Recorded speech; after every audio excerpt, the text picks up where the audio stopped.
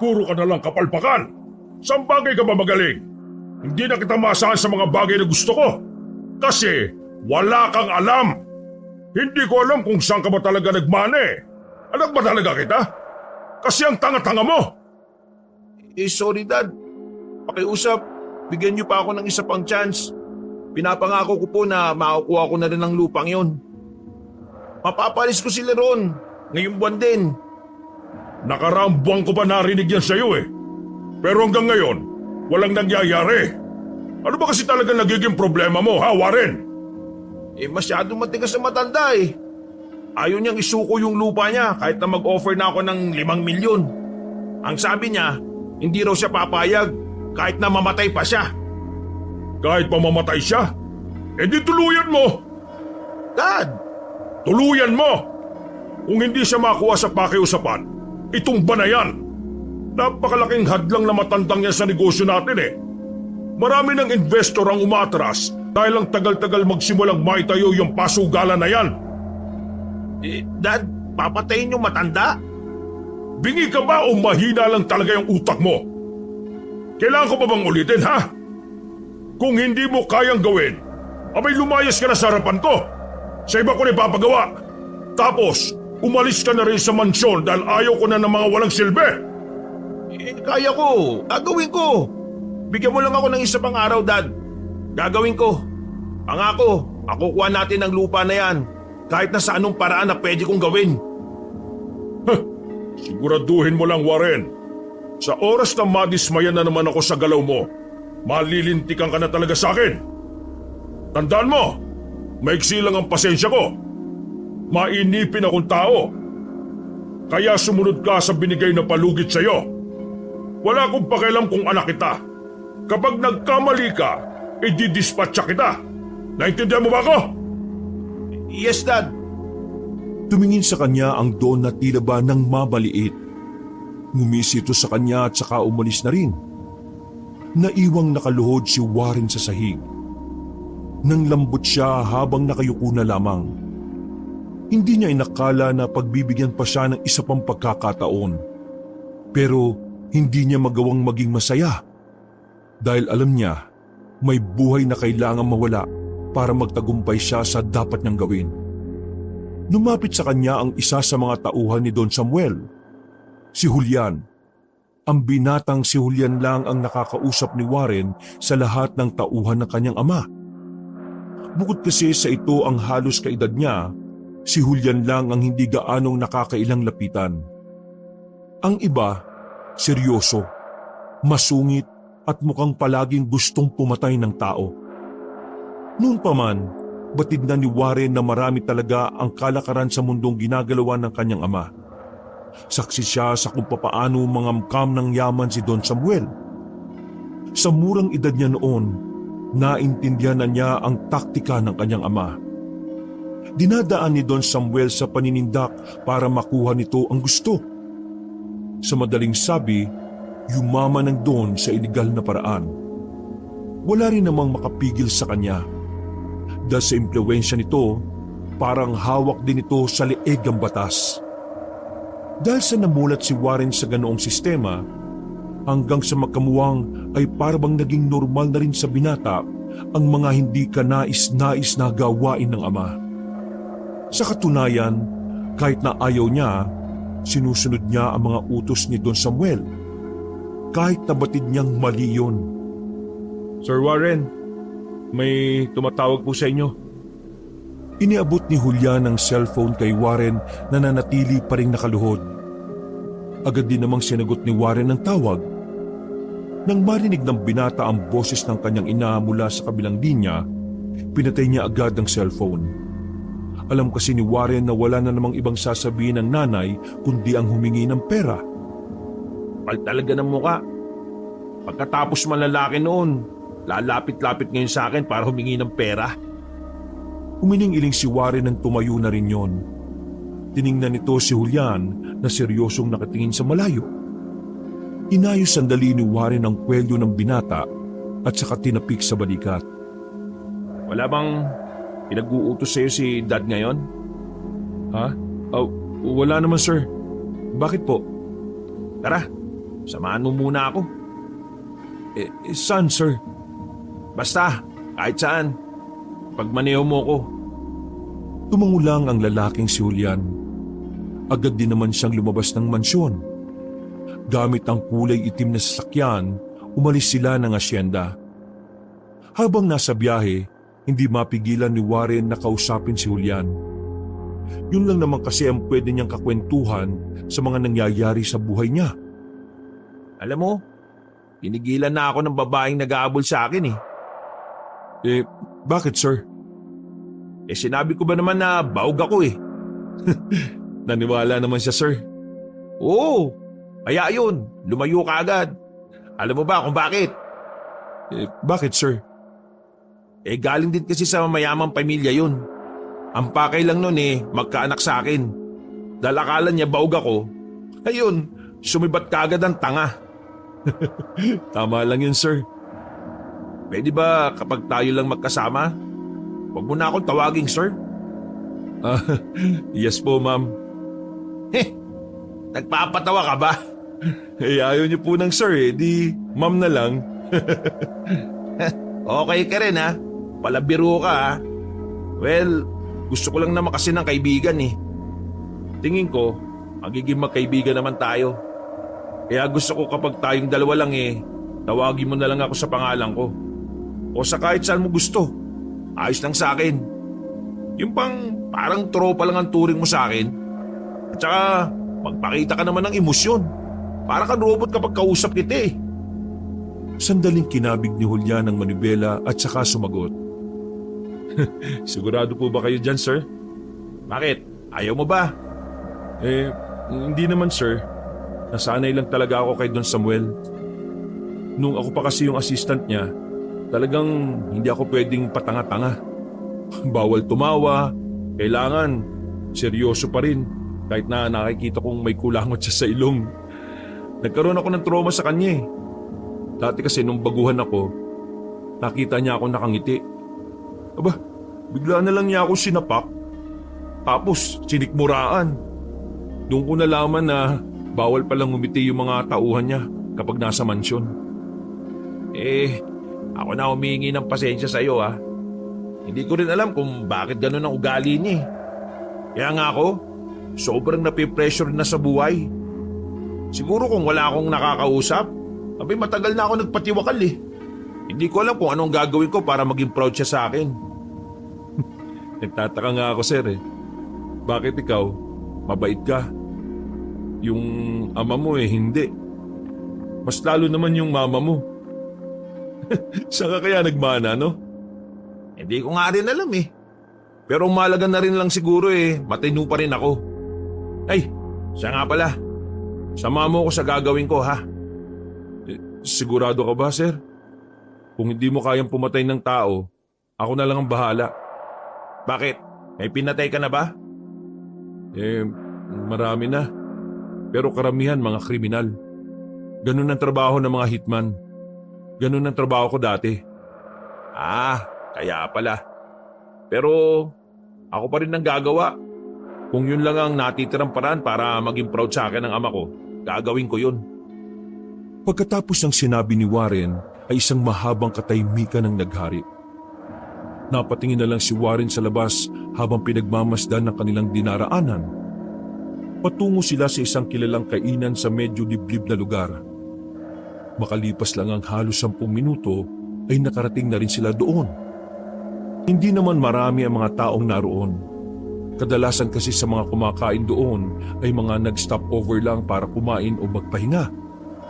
Pinarada ni Julian ng maayos ang sasakyan sa gilid.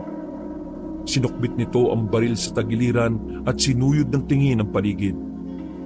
Nang masigurong wala namang panganib na nakaamba, ay bumaba na rin si Warren. Medyo malayo ang biyahe natin. Kaya nasisiguro ko na masarap ang pagkain dito.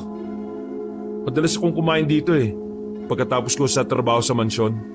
Masarap dito, hindi ka magsisisi. Pumwesto na rin sila sa gilid kung saan may bakanting upuan at lamesa. Sandali nilang sinenyasan ng isang tindero at saka dali-dali silang umorder ng specialty roon na dinuguan.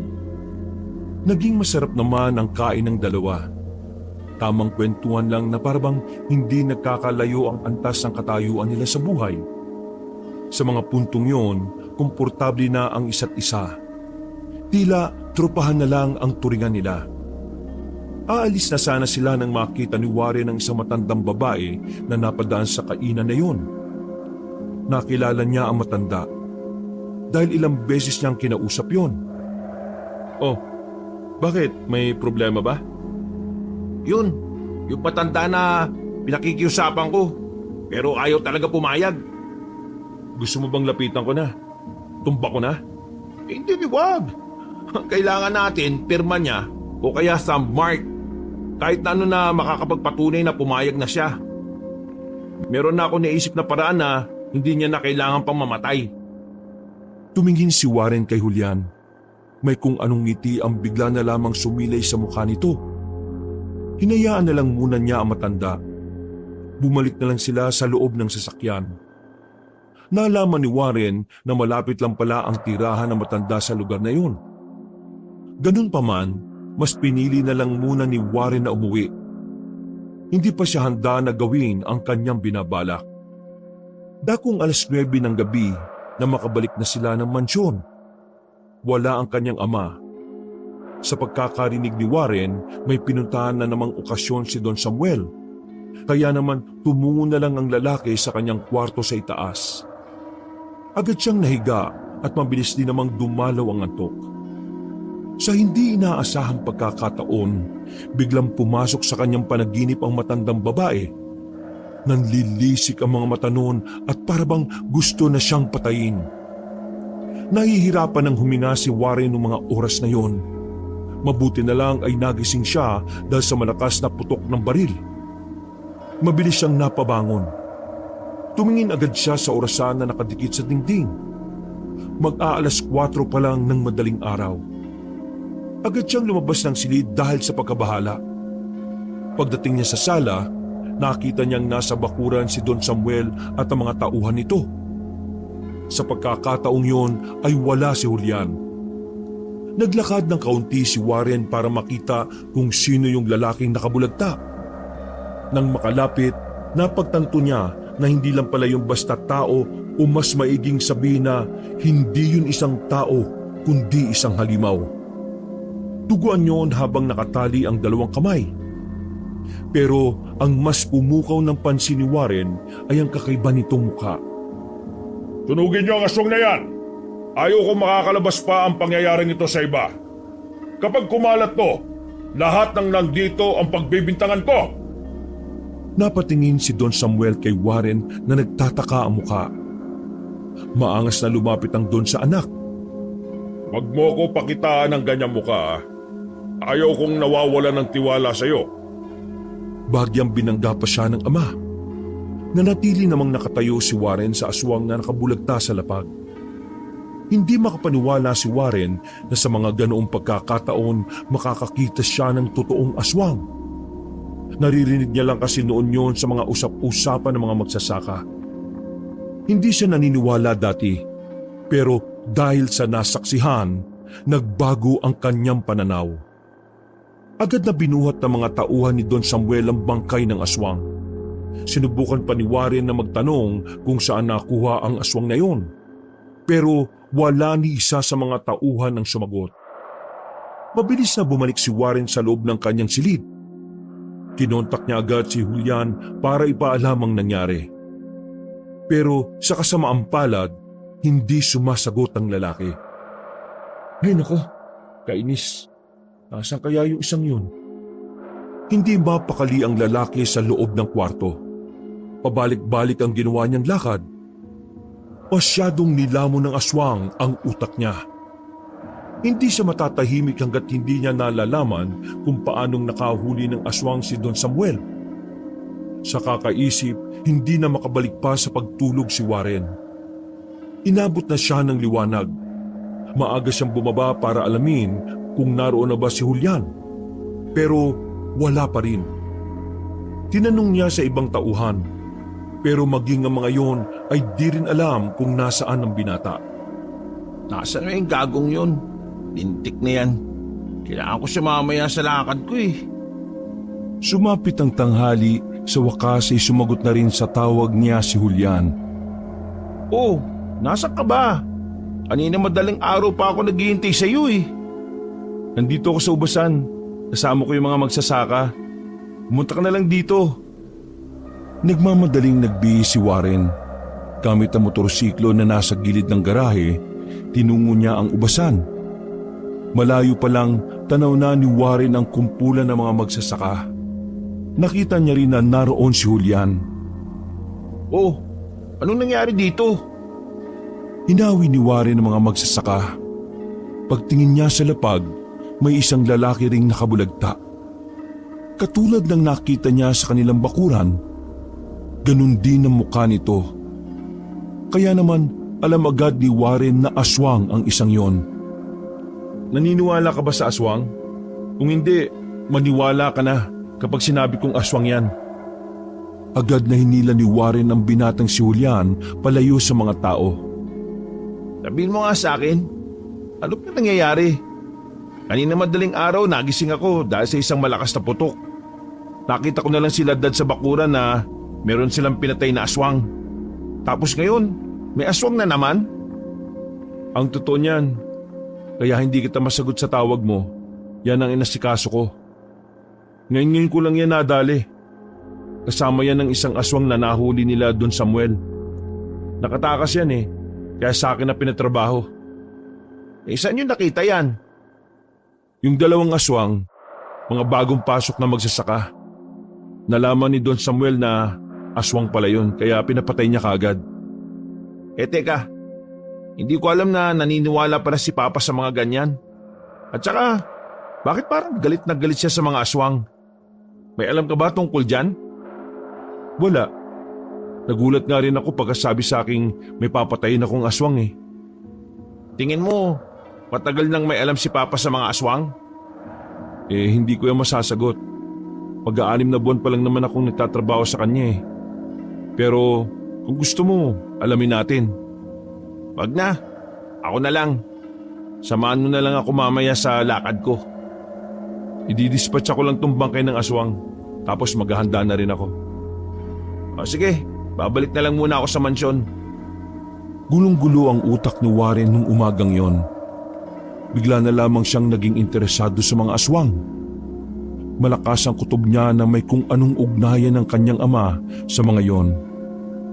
Kitang-kita niya kasi sa mata ni Don Samuel kung papaano mandisik ang mga mata nito habang nakatingin sa bangkay ng aswang. Kaya naman, nang makabalik siya sa mansyon, agad niyang pinuntahan ang opisina ng kanyang tatay. Sakto naman nakaalis lang ni Don Samuel, kaya madali lang siyang nakapasok.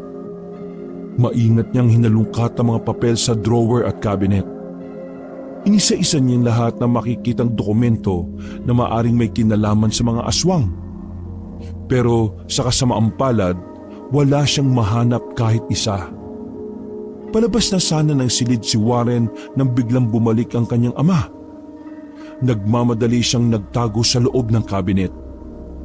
Mula sa maliit na siwang, nakita niya ang ama na umupo sa harapan ng lamesa habang may kausap sa cellphone. Akala ko ba inubos mo na ang mga aswang na yan, Fuego? Bakit hanggang ngayon may aswang pa rin nakakalapit sa akin, ha? Gigil na gigil ang Don na naggawa pang sumuntok sa lamesa. Pinabalikan nila ako. Malakas ang kutob ko na gaganti na sila sa atin. Kung hindi ka lang sana tatanga-tanga, wala sanang ganito eh. Wala na sanang manggugulo ngayon. Kapag ginulo pa ako ng mga aswang na yan, ikaw ang papatayin ko. Naintindihan mo ba ako? Padabog na binaba ni Don Samuel ang cellphone nito. Sa sobrang inis ay binasag ng Don ang flower vase. Hindi ako papayag na hahadlangan nila ang pagyaman ko. Uubusin ko mga yan. Huminga ng malalim si Don Samuel. Biglang nagsalubong ang kilay nito nang mapansin na parang nagbago ang forma ng mga papel na nasa lamesa. Lumingon yon sa cabinet dahil sa hinalang may pumasok doon. Dahan-dahang lumapit si Don Samuel sa cabinet. Sobrang kaba naman ang nararamdaman ni Warren sa mga sandaling yon. Mabuti na lang ay dumating si Julian. Dahil doon, naibaling sa iba ang atensyon ng Don. Don Samuel, na-dispatch ako na yung isang aswang na nahuli ko ngayong umaga lang. Magaling! Kapag may mga kahina-hinala sa mga tao sa asyenda, patay mo kagad ah. Huwag mo nang hintayin na magpalit pa ng anyo.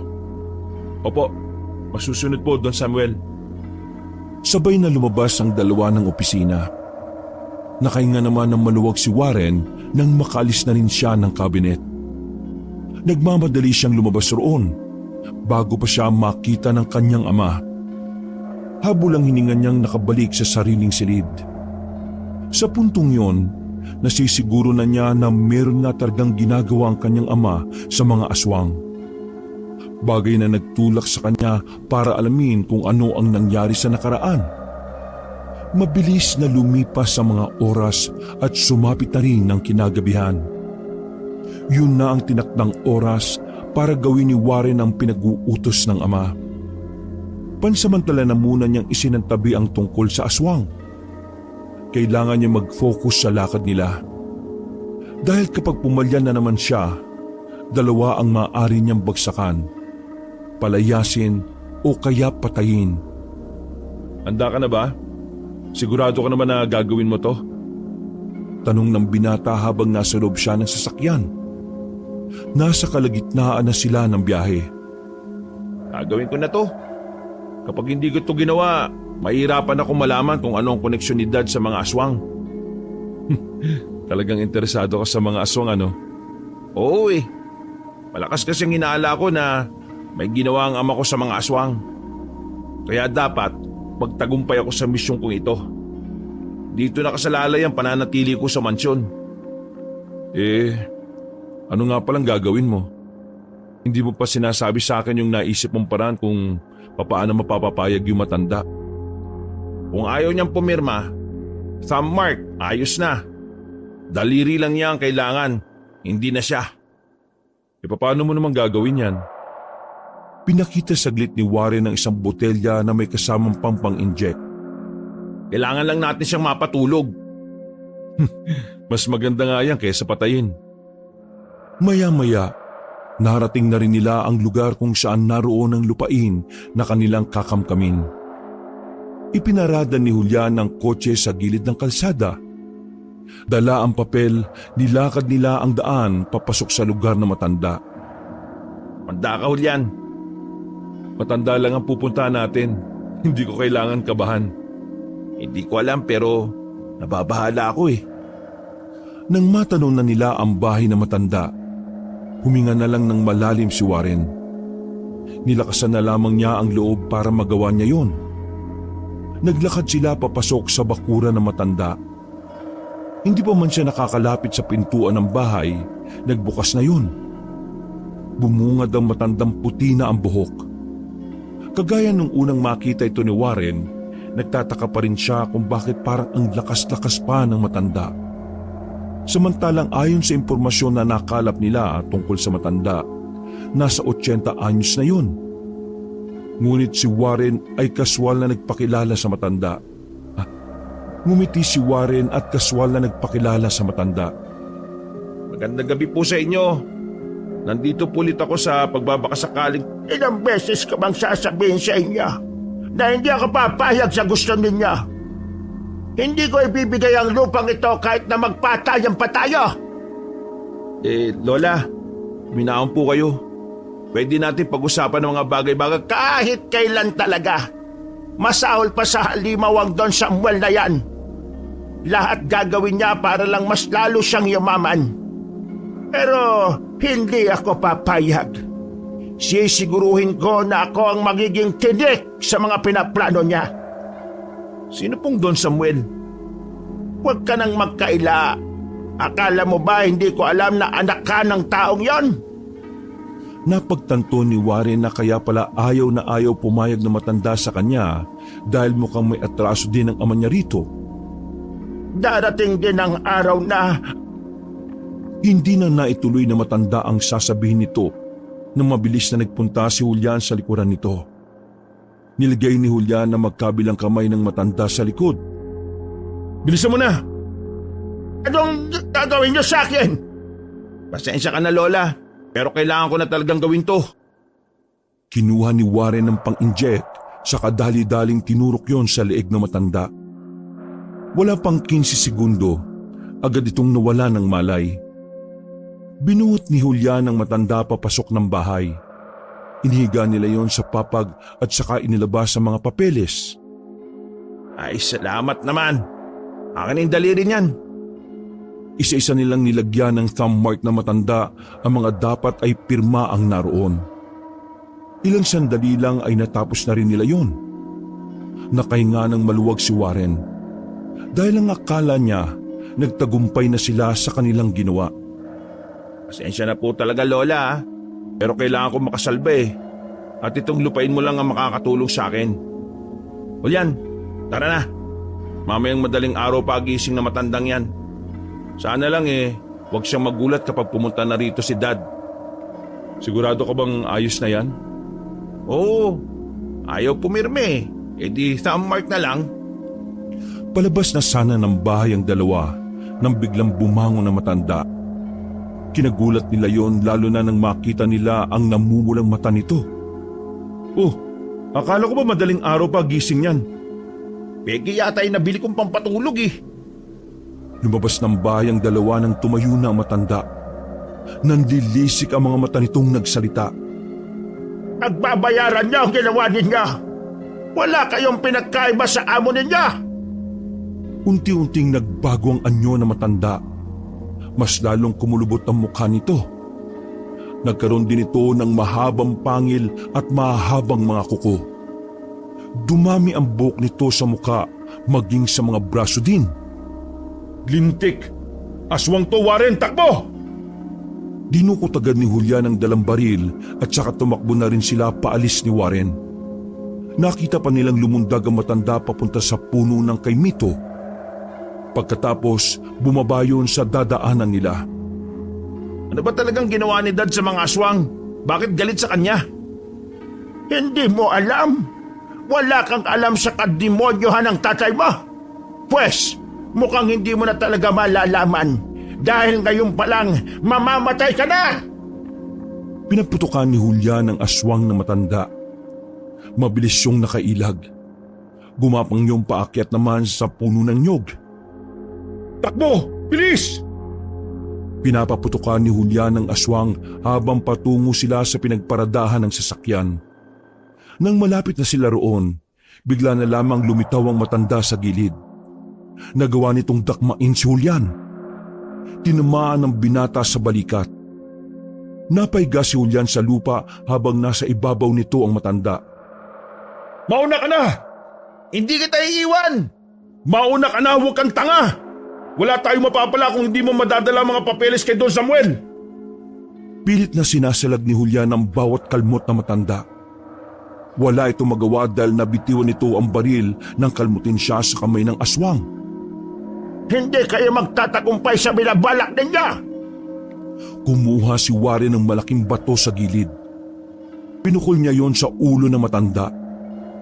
Dahil doon, nakaramdam ng hilo ang aswang at nagawang itulak palayo si Julian. Bilis! Bilis! Nagmamadali silang makapasok ng sasakyan. Si Warren na ang nagkusang nagmaneho dahil sugatan ng kamay ni Julian. Bago sila umalis, nakita lang nila ang matandang nakatayo. Hindi na sila nito hinabol, pero nagbigay ito ng babala sa kanila. Nalalapit na ang pagiganti naming mga aswang! Magtatapos ang buhay niyong mga tao sa kamay namin! Pinaharurot na ni Warren ang sasakyan paalis. Mabuti na lang din ay wala silang nakakasalubong na ibang sasakyan kaya naman agad silang nakalayo roon. Hingal na hingal si Warren. Habang si Julian naman ay tinalian ng tela ang kamay nitong nasugatan ng aswang. Ano? Ayos ka lang ba? Huwag mo akong intindihin.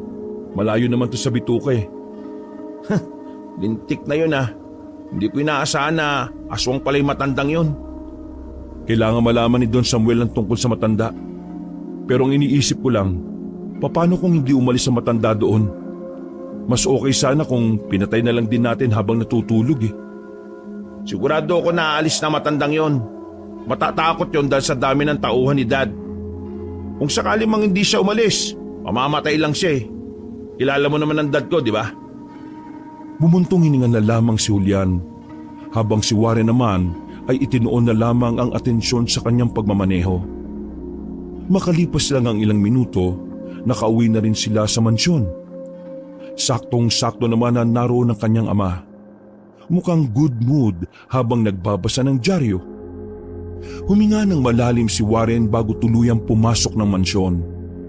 Hawak-hawak niya ang papeles at taas noo upang lumapit sa ama. Dad, okay na. Nagawa ko na yung pinagagawa niyo. Binitiwan ng Don ang hawak na dyaryo. Sandali pa itong napatingin kay Julian na halata ang sugat sa kamay. Diba sabi ko naman sa inyo, Dad, makukuha natin ang lupang yon. Oh, eto mga papeles. Kinuha ni Don Samuel ang papeles. Huminga ito ng malalim. Nagulat na lamang si Warren nang isampal sa kanya ng ama ang mga papel na yon. Ginagago mo ba ako, ha? Bakit, Dad? Anong problema? Ginawa ko naman ang gusto mo ah. Makukuha na natin ang lupain na matanda. Paano mo makukuha ang lupa na yon kung puro thumb mark ang nandyan? Nag-iisip ka ba? Pirma ang kailangan ko, hindi thumb mark. Kailan pa naging valid ang thumb mark? Warren, ha? Kailan pa? Ay nako, kahit kailan talaga napakawalang kwenta mong anak. Sinampal pa ni Don Samuel ng malakas ang binatang si Warren. Mahilo-hilo itong napaatras. Matutumba sana ito pero nasa lusya ni Julian. Nagawa mong makunan ng thumb mark ang matanda pero hindi mo napapirma? Ginagawa mo ba akong siraulo, ha Warren? Ang lakas ng loob mong humarap sa akin ang nakangiti kahit palpak na naman ang ginawa mo. Biglang inagaw ni Don Samuel ang baril ng isa sa mga tao nito. Itututok na sana nito ang baril kay Warren pero nagsalita si Julian. Aswang huy matanda. Natigilan si Don Samuel at tila naiiritang tumingin kay Julian. Anong sabi mo? Magkasama kami ni Warren nang puntahan namin yung matanda. Maayos lang ang pag-uusap namin nun. Malapit na namin siyang mapapayag. Pero nang makita niya ang pangalan niyo sa papel, bigla na lang siya nagalit. Nagpalit siya ng anyo sa mismong harapan namin. Sa sobrang gulat namin, hindi ako nakapaghanda. Matake kaagad yung matanda. Naisalag ko yung kamay ko kaya ako nagkaroon ng ganito. Nang makalabas kami ng bahay niya, nagpaputok ako sa kanya. Pero hindi ko maintindihan kung bakit parang hindi siya tinatablan ng bala eh. Kaya naman, kinuha ko na lang yung itak sa ibabaw ng drum. Pag-atake niya uli, tinaga ko siya. Naputol yung daliri niya dahil doon. Wala na kaming choice ni Sir Warren. Kinuha na lang namin ang daliri sa pag-aakala na pwede magamit yung para makuha na yung lupa na matanda. Pero Don Samuel, maniwala ka. Malapit na namin siyang mapapirma. Pero bigla na lang siyang naging aswang eh. Kaya ang nagawa namin, gamit ang daliri niya, naglagay na lang kami ng thumb mark. Kasi akala namin pwede na yun eh. Kabado si Julian ng mga sandaling yon kung maniniwala sa kanya ang Don sa imbento niyang senaryo. Mabuti na lang nakatunog si Warren kaya ginatungan niya yon. Sorry Dad pero ginawa ko naman ang makakaya ko para makumbinsi siya eh. Pero hindi ko lang talaga alam kung anong problema niya sa'yo. Nagalit siya bigla at naging aswang eh. Galit na galit siya sa'yo. Ang sabi niya pa, pagbabayarin ka raw niya sa lahat ng ginawa mo sa kanila. Galit ang mga aswang sa'yo, Dad. Hindi ko alam kung bakit. Don Samuel, mawalang galang na ho ah. Pero sa palagay ko, mas kailangan nating unahing iligpit yung matanda dahil bantayon sa seguridad ninyo. Nalihis ang usapan ng mga oras na yon. Kitang-kita ang pagiging tensyonado ng Don. Sa mga narinig niya, hindi nito maiwasang hindi kabahan. Napalunok yon ng laway at biglang pinagpawisan ng noo. Patunayan niyo sa akin na totoo ang sinasabi niyong dalawa. Dad, mapapatunayan lang namin na totoo nangyari kapag binalikan natin ngayon ang matanda sa bahay niya. Ang tanging katibayan lang namin sa harapan ninyo ngayon ay ang sugat na tinamo ni Julian. Sige, ihanda niyo ang sasakyan. Hindi ko palilipasin ng gabing ito na hindi napapaslang ang matandang yon. Hindi malaman ni Warren nung oras na yon kung bakit parang pagdating sa aswang, natataranta ang kanyang ama. Kung tutuusin, hindi naman mabilis maniwala sa kwento ang kanyang ama. Pero dahil aswang ang usapan, hindi yun nagdalawang isip na pakinggan sila. Naiwan sandali si Warren na tulyan sa sala. Iiling-iling namang tumayo si Warren mula sa pagkakasampal ng ama. Maraming salamat Ang galing mong gumawa ng kwento. Hindi ko rin alam ang gagawin ko kanina eh. Buti na lang nakapag-isip kagad ako ng palusot. Buti na lang kamo naniwala kaagad si Dad. Malakas talagang hinala ko na meron siyang ginawa sa mga aswang kaya ganun ang reaksyon niya eh. Malalaman din natin kung ano yon. Tara na. Baka makalata pa si Don Samuel. Pinangunahan ni Warren na tulyan ang pagpunta sa kinaroroonan na matanda. Pagkarating nila roon, inabutan nilang bukas ang bahay. Habang hawak ang mga baril ay marahan silang pumasok ng bakuran. Nilibot nila ang paligid. Pinasok nila ang bahay pero hindi na nila nakita pa ang aswang. Ganun pa man, ilang mga kagamitan ang nakita nila roon na nagpapatunay na hindi nga tao ang matanda.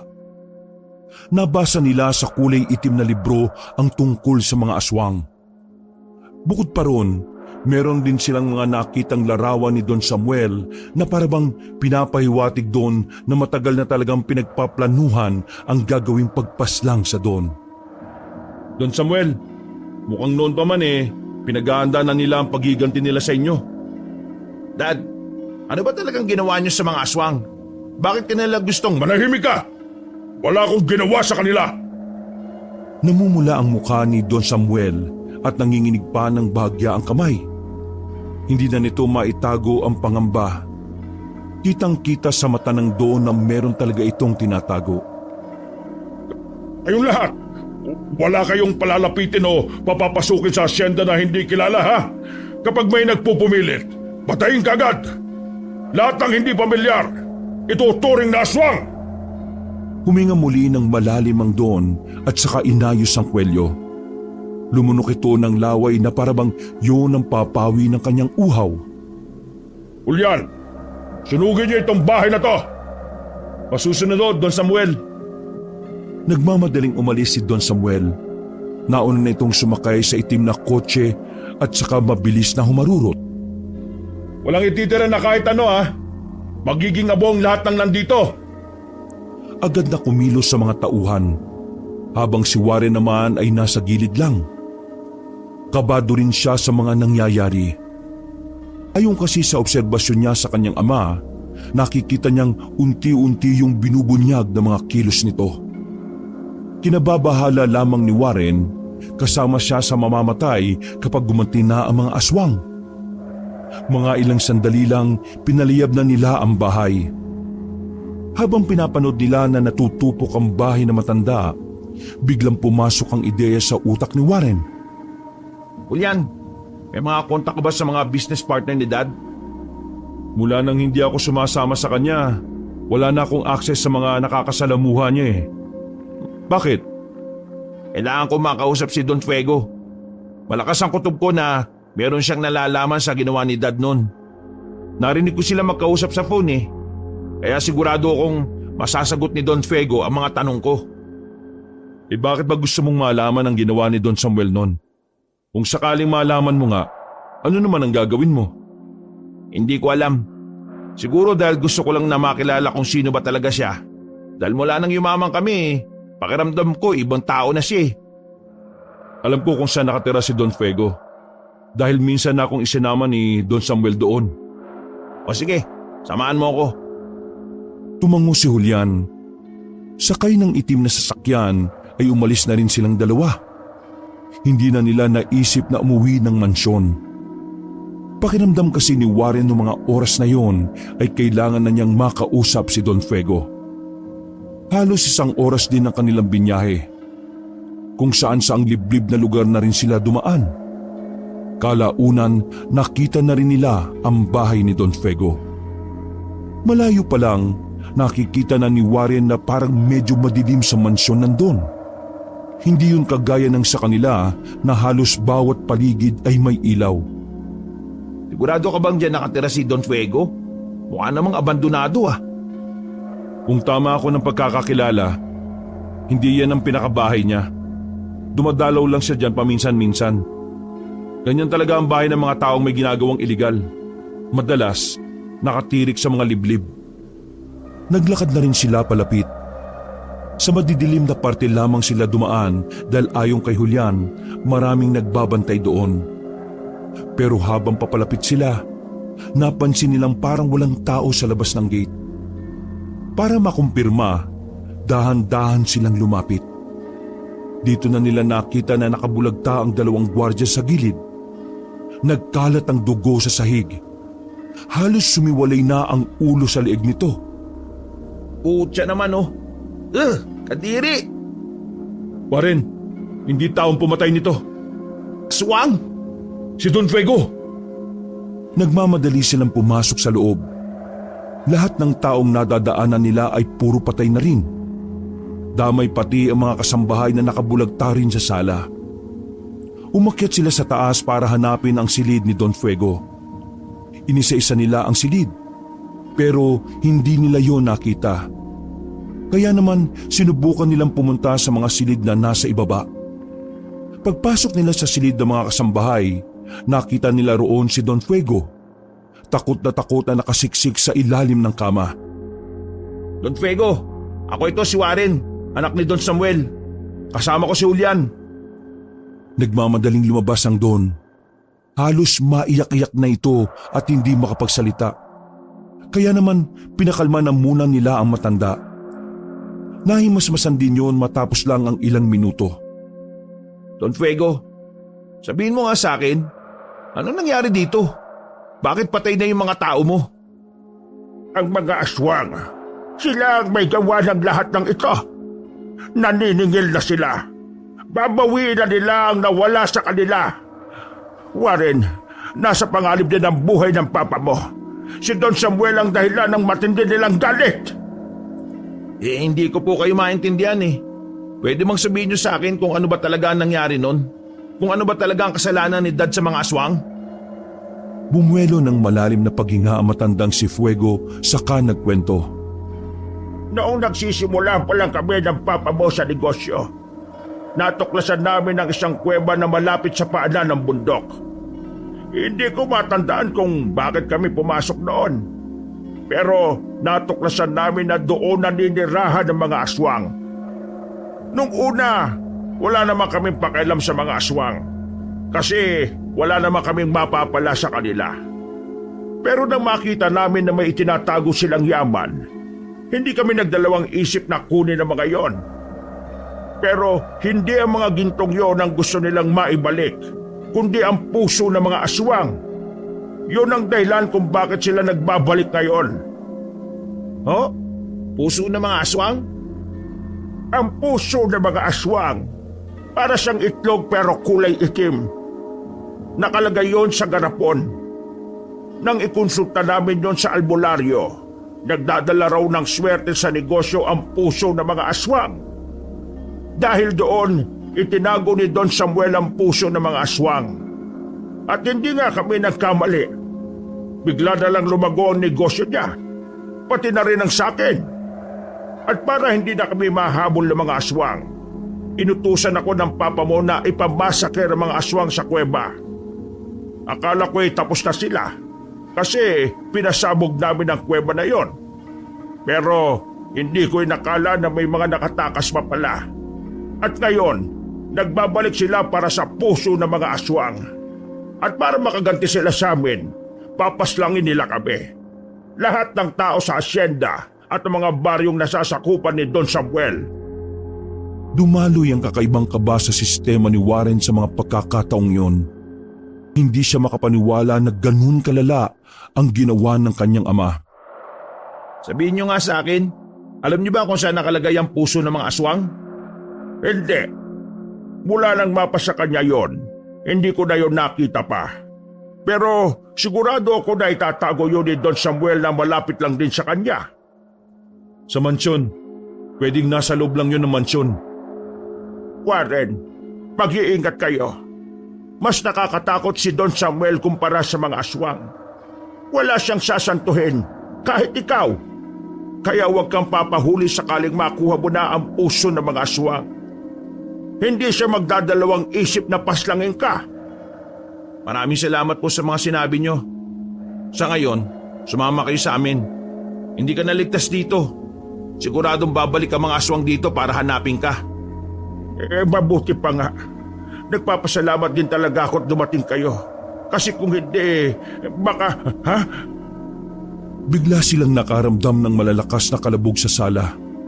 Binarha naman kagad ni Warren at Julian ng lamesa ang pintuan. Sa likuran, may daan doon. Tara, sumunod kayo sa akin, bilis! Tumakbo sila patungo sa likuran ng mga silid na yon. Sinuri muna ni Julian kung may aswang sa labas. Nang masiguro na wala naman, ay mabilis silang tumakbo paalis.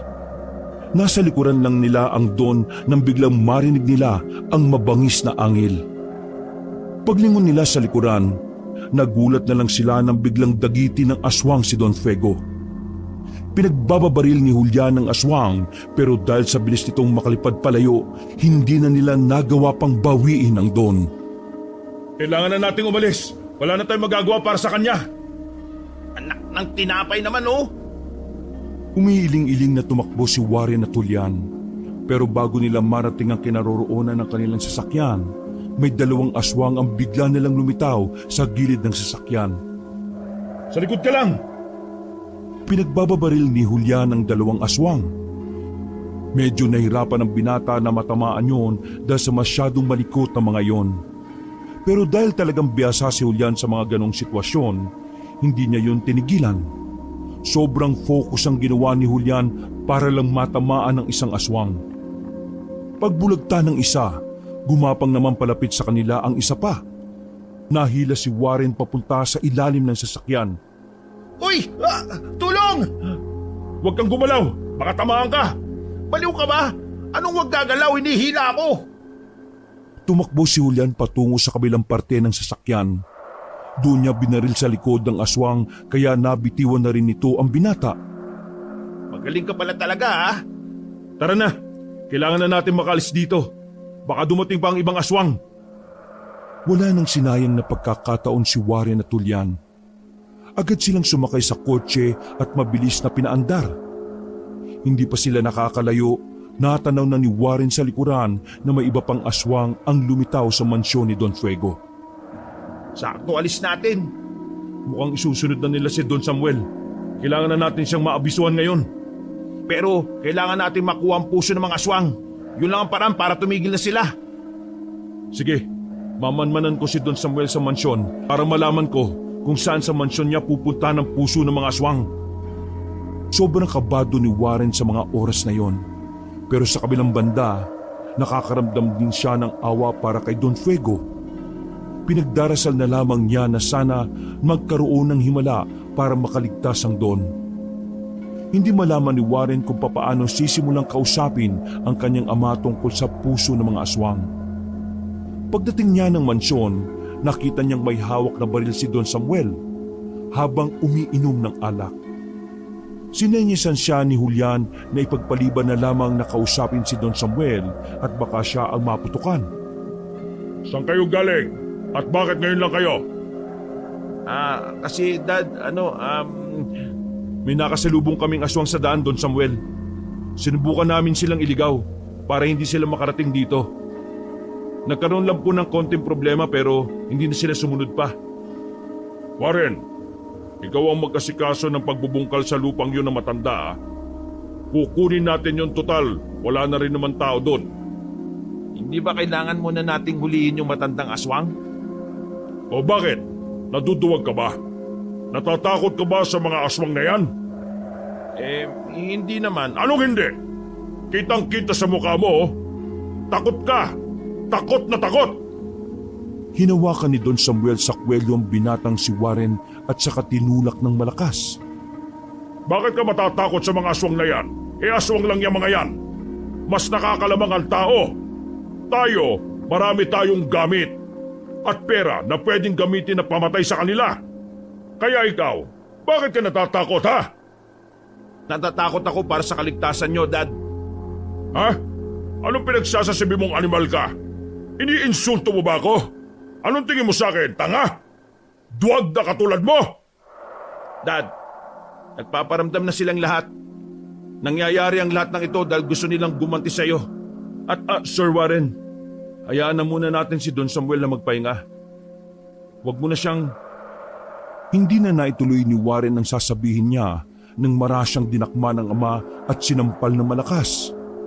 Sa lakas ng sampal ay napasubsob na naman si Warren sa sahig. Maghihigante! Kung makapagsalita ka parang may alam ka sa mga nangyayari ha. Dad, ano ba kasi talagang nangyari noon? At bakit galit na galit sa iyo mga aswang? Anong karapatan mo na tanungin ako ng ganyan? Ha? Ano?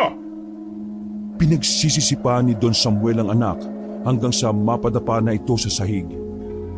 Habang si Julian naman napapangiwi na lamang sa gilid. Gustuhin man itong umawat pero hindi niya yun pwedeng gawin. Mapapahamak din siya kapag pinigilan niya ang Don sa galit nito. Dad, lulusob na sila dito. Lahat ng nasa asyenda, lahat ng baryo na nasasakupan nyo ay mapapahamak. Kaya kung ano man ang kinuha nyo sa kanila, ibalik nyo na lang. Lalong nang galaiti si Don Samuel noong mga sandaling yun. Nanlilisik ang mga mata nitong muling dinakma ang anak na si Warren. Pinagsasasapak nito ang binata sa muka. Mabuti na lang ay tumunog ang cellphone ng Don kaya ito huminto.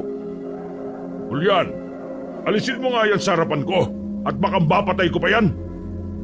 Dinampot ni Don Samuel ang cellphone at saka lumabas ng mansyon. Nilapitan ni Julian ang duguan si Warren. Inalalayan niya itong makatayo at inakay na lang paakyat sa silid nito.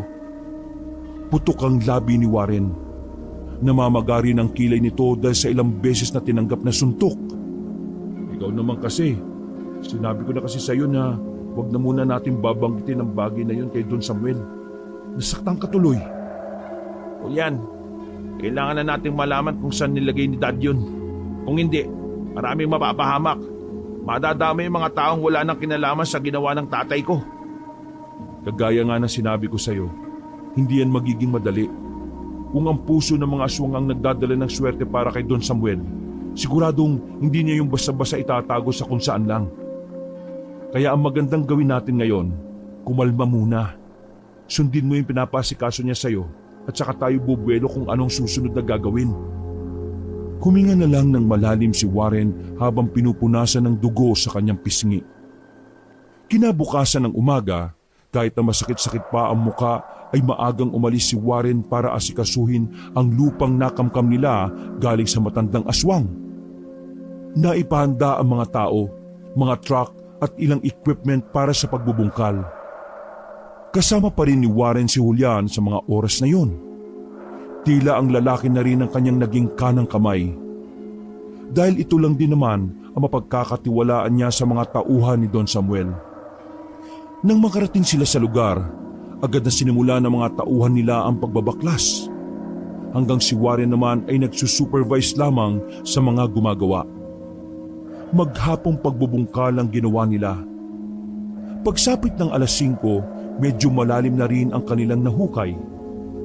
Hindi ko alam kung anong klaseng pasugalan ba ang gagawin nila rito. Bakit pa kailangan magukay? Napailing na lamang si Warren habang nakaupo sa katawan ng puno. Kakagat na ang kadiliman nang biglang tumigil ang mga tauhan nila sa pagbubungkal. Nagtaka si Warren kung ano ang pinagkakaguluhan ng mga iyon. Lumapit si Warren at Julian. Pagtingin nila sa malalim na hukay, nakita nilang may tunnel doon. Pansamantalang pinatigil ni Warren ang mga gumagawa. Nag-utos siya ng 4 na tao para bumaba roon at alamin kung anong meron sa tunnel na yon. Pero alas 7 na ng gabi ay hindi pa rin nakakabalik ang 4 na tauhan. Isang oras na halos, wala pa rin yung mga taong yun ha. Pababain na kaya natin? Wag, hindi natin alam kung anong nasa ibaba niyan. Diyos ko naman, panibagong problema na naman to eh. Natigil ang pag-uusap ng dalawa na makabalik na ang isang tauhan nila. Pero nagulat sila nang makita ang itsura nito. Duguan ng lalaki, laylay na balat sa kalahating muka. Nagkanda punit-punit na rin ang suot nito. Nagdulot ng pagkataranta sa lahat nang makita ang lagay ng lalaki. Oh, anong nangyari sa'yo? Boss! Aswang, boss! Aswang! Hindi na naituloy ng lalaki ang kanyang sasabihin nang bumagsak na ito sa lupa. Bubuhatin pa sana ni Warren ang lalaki para ipasok sa van, pero nakaramdam sila na parang may mga nagtatakbuhan. Nang maramdaman ni Juliana nang gagaling yun mula sa tunnel na nahukay nila, sinigawan na ni Juliana ang mga kasama nila. Kunin niyo ang mga baril ninyo! Nagsialisan sila sa hinuhukay nila. Pabilis na pumwesto mga tao sa likuran ng mga sasakyan na truck. Ilang sandali lang nakita na nilang may mga naglabasang aswang sa tunnel. Ngayon na! Niratrat nila ng bala mga aswang na naroon. Karamihan sa mga yon ay direktang sinalo ang mga bala na pinaulan nila. Wala pang 5 minuto, bumulagta na ang mga yon. Sandaling namayani ang katahimikan. Buong akala nila ay nanalo na sila sa laban. Ang hindi nila alam, nagsisimula pa lang pala ang lahat. Marahang naglakad ang mga tauhan palapit sa hukay.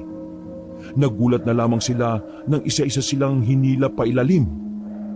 Muling nagpaputok sila Warren, pero sa mga sandaling yon, nagulat sila nang may mga aswang na ring nagsilabasan mula sa ibang parte ng lugar. Uta yata ng aswang ang ilalim ng lugar na ito eh. Buwisit talaga oh. Marami ang aswang. Di hamak na triple ang bilang nito kumpara sa kanila. Kahit na baril ang ginagamit nilang armas, hindi nagiging madali sa kanila ang oras na yon. Bukod sa may kadiliman ng sulok-sulok, mabibilis at talaga namang maliliksi ang mga aswang. Yun ang bagay na naging kahinaan nila. Atras! Atras! Wala silang nagawa kundi ang umatras na lang muna. Habang tumatagal kasi, dumadami ng dumadami ang nasa paligid nila. Mabibilis silang nagsakayan sa mga sasakyan. Ang isang van na kanilang dala ay hindi na nakaandar dahil nadali ang magmamaneho, habang ang iba naman humarurot na paalis. Kahit na mabilis ang kanilang pagpapatakbo, may iba pa rin talaga na nagagawang makasunod sa kanila. May mga aswang na lumilipad, at kahit ang ibang gumagapang lang ay parang kasing bilis ng motorsiklo. Warren, ikaw magmaneho. Babarilin ko yung mga humahabol sa atin. Nakipagpalitan ng pwesto si Warren kay Julian. Nilusot naman ni Julian ang kalahati ng katawan niya sa bintana. Gamit ang mahabang baril ay niratrat niya ang mga aswang na nakakapit sa sasakyan ng mga kasama nila. Asintado si Julian kaya madali niyang tinatamaan ng mga yon. Ginawa niyang triple ang bilis ng takbo ng sasakyan. Wala na silang pakialam kung saan sila sumalpok. Parang mas gugustoy na nilang maaksidente kaysa malapa ng mga salot na nilalang. Makalipas ang halos 10 minuto, tuluyan na nilang naiwanan ng mga aswang. Nakahinga na rin ng maluwag si Warren. Pero ang iniisip niya sa mga oras na yon ay kung papaano na naman sasabihin kay Don Samuel ang nangyari. Sugatan ng mga tauhan nila nang makapasok na sila ng asyenda. Pagdating nila ng mansyon, nakita kagad nila ang Don na nasa dining area. Nagmamadaling lumapit sa kanila si Don Samuel na halatang iritado. Dad, yung inuukay nating lupain ng matanda, pugad ng mga aswang. Napanganga ang Don sa narinig. Kitang-kita sa mukha nito ang takot na pilit kinukubli sa pagkukunwaring galit. Anong pugad ng aswang? Matagal nang walang pugad ng mga yan dito. Kung ayaw mong tingnan mo na lang ang mga tao natin sa labas, Dad. Sila na lang ang mga natira. Lahat yan sugatan. Kung tatanungin mo sila, uulitin lang nila ang sinabi ko. Huwag nyo nang itanggi na talagang buhay na buhay pa ang mga uri nila. Dad, ang kailangan natin ngayon, gumawa ng paraan kung paanong hindi makakarating ang mga aswang dito. Hindi nagsalita ang Don. Napansin lang ni Warren na humigpit ang pagkakahawak ng Don sa baso ng alak. Samantala, Palagay ni Warren ay yun na ang tamang pagkakataon para itanong sa ama kung nasaan ang puso ng mga aswang. Hindi na siya magsasayang pa ng oras dahil habang lumalala ang sitwasyon, mas lalong nagiging malinaw kay Warren ang mga susunod na kapahamakan na pwedeng mangyari. Dad, ibalik nyo na lang ang kinuha nyo sa mga aswang para wala nang mapahamak na iba. Madadamay ang mga sibilyan eh. Ang mga magsasaka natin, ang mga residente sa baryong itinayo ninyo. Dad, nakikiusap ako bago pa mangyari ang kinatatakutan nating lahat. Ibalik nyo na po ang puso ng mga aswang. Agad na napatingin ng masama ang Don kay Warren nang marinig ang mga salitang yon. Otomatikong nag-init ang ulo ni Don Samuel.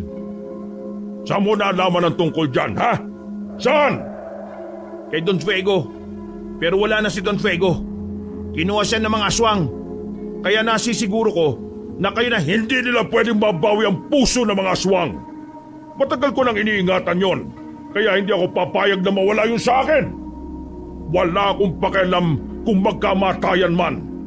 Ayaw kong mawala ang mga yaman ko, kaya kahit ikamatay ko, ilalaban ko yon. Dad, yaman pa rin ba nasa isip nyo? Kahit alam nyong maraming mapapahamak na inosente? Hindi mo ba iniisip yung mga batang nasa baryo? Yung mga matatanda na kahit may mga sakit gusto pa rin mabuhay? Yung mga magsasaka na nagtatrabaho sa inyo para lang mas lalo kayong yumaman? Hindi nyo ba sila inaalala? Anong pakialam ko sa kanila? Ang mahalaga lang sa akin ay huwag mawala ang mga pinaghirapan ko. Bahala sila sa buhay nila. Kung ganon, wala ka rin pakialam sa akin? Wala rin akong pakialam sa iyo. Dahil kahit na kailan, wala ka namang magandang naitulot sa buhay ko. Napakawalang puso mo. Napakamakasarili mo, Dad. Wala kang malasakit sa mga taong tumutulong sa iyo. Kahit na ano pa ang sabihin mo, hindi ko ibibigay ang puso ng mga aswang.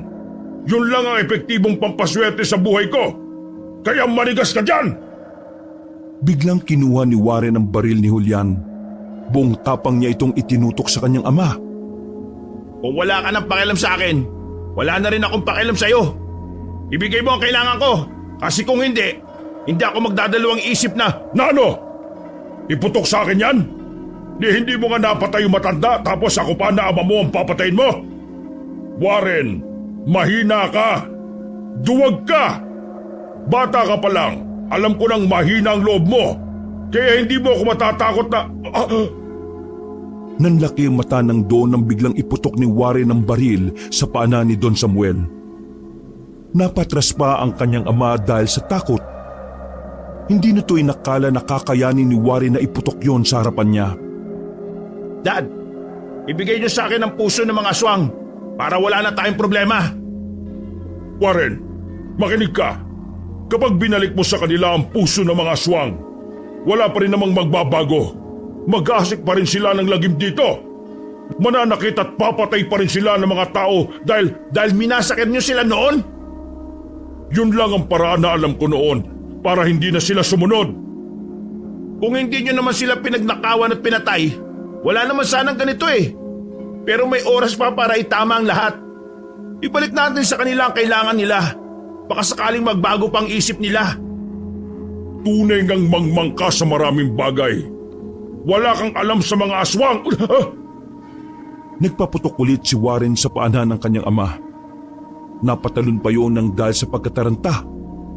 Amili ka. Ibibigay mo sa akin ngayon ang puso ng mga aswang o tutuluyan na kita ngayon. Mamili ka! Nagdadalawang isip pa si Don Samuel nung una. Pero kalaunan napuno na rin si Warren sa kanya. Hindi na napigilan ng binata na barilin ng ama sa paa. Natumba yon sa sahig. Nilapitan yon ni Warren at tinutukan niya ito. Gulat na gulat ang mga tauhan na naroon. Walang nagawa ang mga yon. Para bang gusto na lang din nilang mamatay ang Don. Wala kasi ni isa sa mga tauhan ang gustong tumulong. Napagtanto rin siguro ng mga yon na tama ang gustong mangyari ni Warren. Ano, Dad? Ituturo mo na ba sa akin kung nasaan ang puso ng mga aswang o mauuna ka na sa impyerno? Buisit ka. Rico, tarantado ka talaga. Ano? Sabihin mo na, kundi puputok ko na to sa ulo mo. Oo na, oo na. Buisit! Kinalma ni Warren ang kanyang sarili. Si Don Samuel naman ay pinilit na makaupo sa sofa habang dumudugo pa rin ang paa. Ipapagumot ko muna yung sugat mo. Pagkatapos, saka tayo mag-usap. Siguruhin mo lang na ituturo mo na talaga sa akin, Dad, ha? Kasi kung hindi, sinasabi ko talaga sa'yo, hindi ako magdadalawang isip na patayin ka. Lalo na't para ito sa mga nakakarami. Kahit yung mga tauhan mo, hindi ka nakakampihan yan. Dahil wala ka rin naman ang pakialam sa buhay nila eh. Inasikaso ng mga tauhan nila ang Don.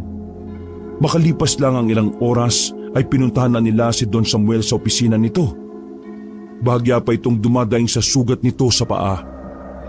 Nataranta na naman si Don Samuel nang biglang tutukan ulit ni Warren ng baril ang ama. Oo, umalma ka nga. Ituturo na nga eh. Kung makaas na to parang kung sinong matapang eh. Ika-ikang tumayo ang Don. Humarap ito sa cabinet sa mismong pinagtataguan noon ni Warren. Inalis nito ang mga damit na naroon. Nakita nila na meron palang sikretong pinto roon. Nagkatinginan si Warren at Julian. Magkahalong kaba at pagkasabik naman ang nararamdaman ni Warren sa mga sandaling yon. Sinundan nila si Don Samuel sa pintong yon. Naglakad lang sila sandali at kalaunan ay nakarating na rin sila sa isang silid na walang kagamit-gamit sa loob. Ang tanging naroon lamang ay ang tila kulay itim na itlog na nasa loob ng kwadradong salamin. O yan na. Ibaba mo na yung baril na yan. Sigurado ka bang ito talaga yon? Eh matigas pala talagang bumbunan mo eh.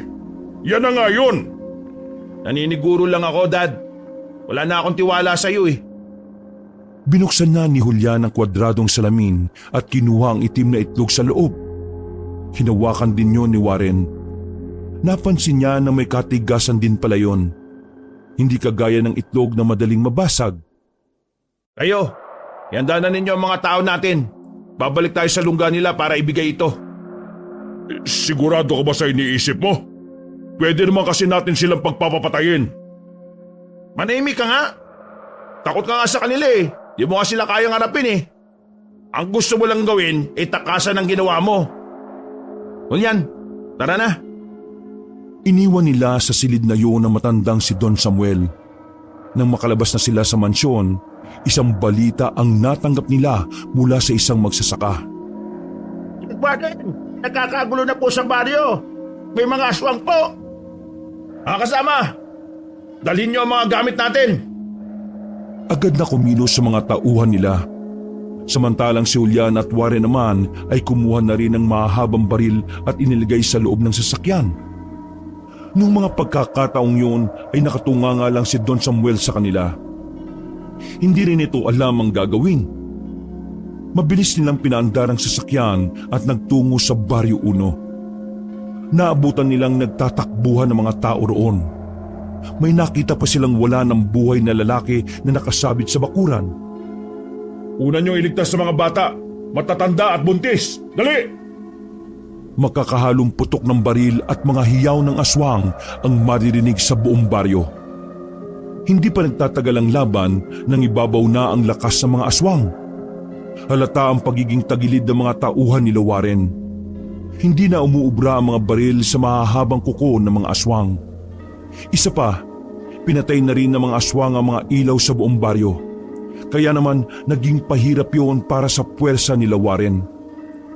Naisip ni Warren na kung itutuloy pa nila ang laban, hindi niya kayang makita na mamatay ang mga tao sa paligid niya nang wala siyang nagagawa. Julian, akin ang puso ng mga aswang, bilis!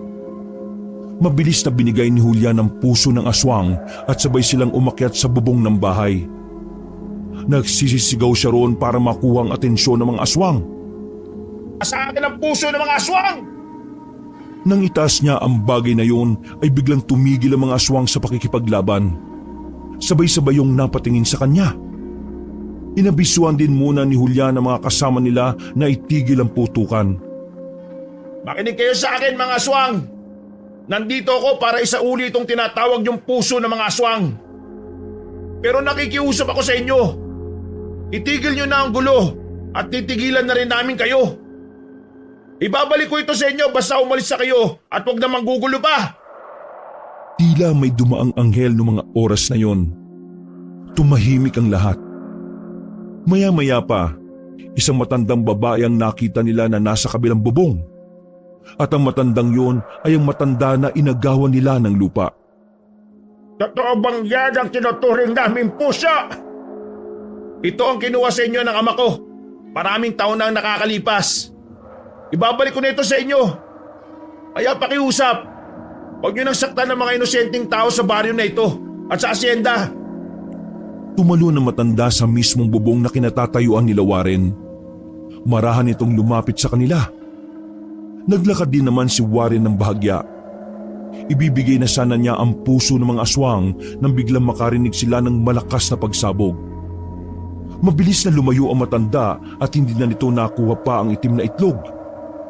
Naghagis pala ng ilang bomba si Don Samuel sa mga aswang. Nadamay din ang ilang tauhan nila. Akala niyo ba papayag ako na mabalik sa inyo yan? Hindi! Ako pa rin ang maghahari dito! Maraming dalang bomba si Don Samuel at pinagbababato niya lang yon sa kung saan-saan. Kung sino-sino na lang ang tinatamaan. Maging sila Warren at Tulyan ay napilitan na lang ding umalis doon. Wisit talaga tong tatay ko. Oh. Pahamak kahit kailan eh. Warren, mukhang kailangan mo na magpaalam kay Don Samuel. Nang muling lingunin ni Warren ang kinaroroonan ng ama, nakita niyang dinudumog na yon ng mga aswang. Parang baboy lang yon na kinakaukaw ang tiyan at pinaghihiwa-hiwalay ang paa at kamay at ang buo nitong katawan. Umiiling na lamang si Warren sa mga pagkakataong yon. Kailangan na nating umalis dito.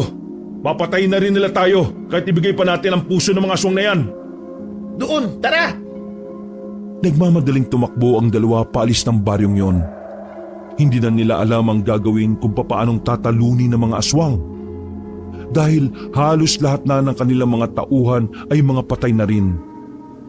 Habang tumatakbo, inahabol sila ng mga aswang. Walang balak ang mga nilalang na iyon na buhayin pa sila. Napatigil sila nang biglang humarang ang matandang babae at ang iba pa nitong mga kasama. Ibigay niyo sa amin ang bagay na yan!